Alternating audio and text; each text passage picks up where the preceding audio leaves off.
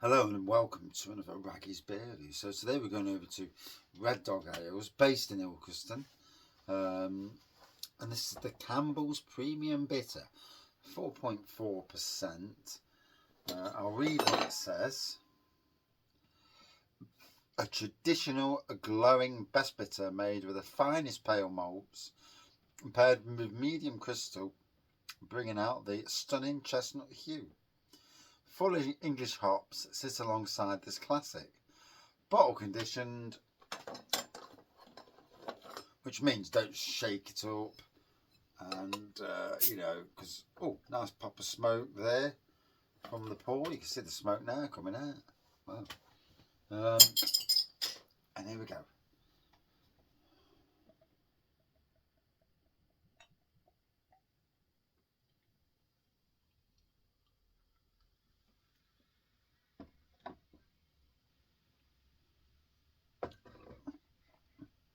So, a nice head on that. Amber looking pour, crystal clear. There we go. There you can see. Good bit of carbonation going off. Home of Harvest Pale, the Supreme Champion Beer of Britain 2010. And that did a lot for Castle Rock back in the day.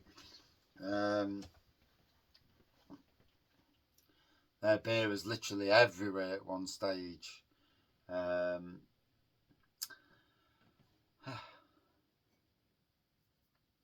So, here we go. The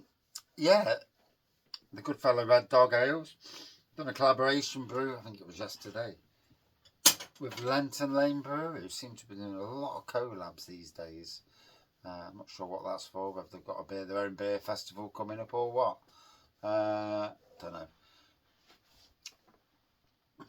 But in any case, lovely.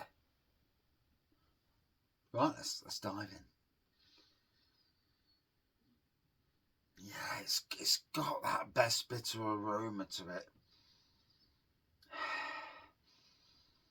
That chestnutty aroma that you regard from a best bitter.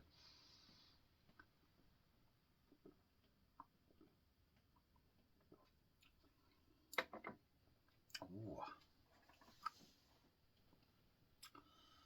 Proper decent old style best bitter. No messing about. None of this, you can't make out if it's a bitter or another style, shall we say.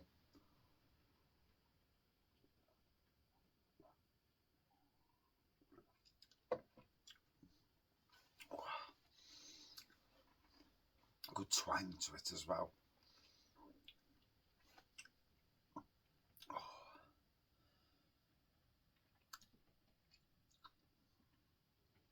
Here's me personally hoping that the good fellow opens up a tap room at his place.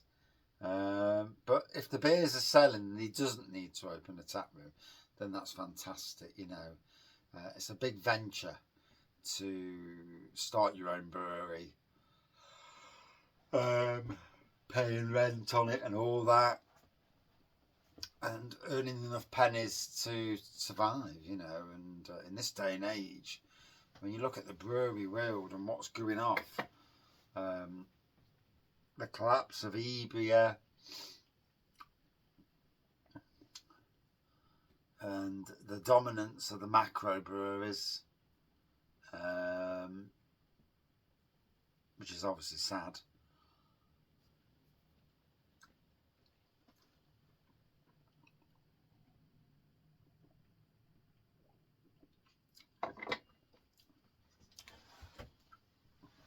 Oh, yeah, it got some twang to it, this has. Like I say, proper best bitter.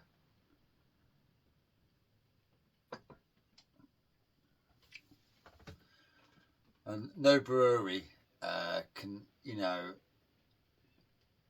say that they've been at both Mile Weddings. Only Red Dog Ales were at both Mile Weddings last year, on the bar for people to help themselves to. Not that everybody did, because a lot of them didn't know what the crack was. But me and my friends and family all dabbed in, and it's polished it off quite nicely, as you do. Although I also had some of my sticky toffee pudding Imperial Start as well. Whew.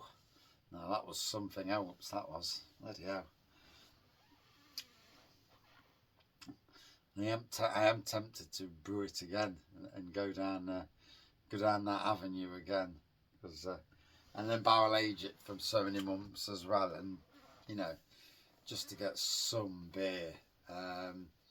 We'll see how it goes. I'm on the fence at the moment with grain brewing. It's like a kit takes me 20 minutes and I'm done.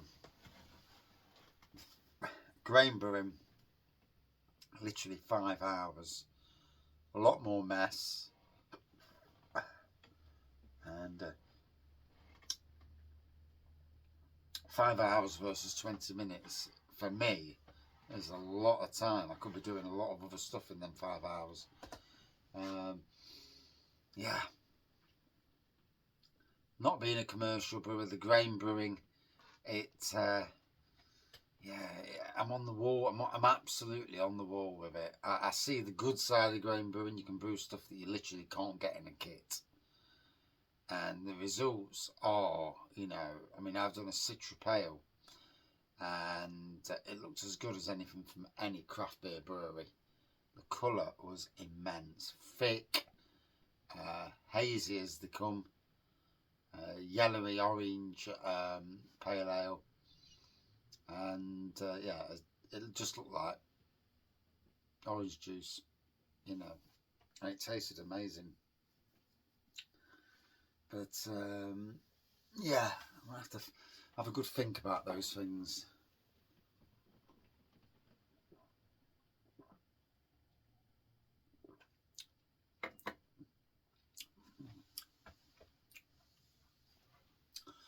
So for me, proper chestnutty, old style best bit of this. Campbell's premium bitter, 4.4%, getting the ABV, amber pour, white head. It's a nice bit. For me, good 4.2 out of 5 for me, and that's my review. Thank you for watching. See you soon.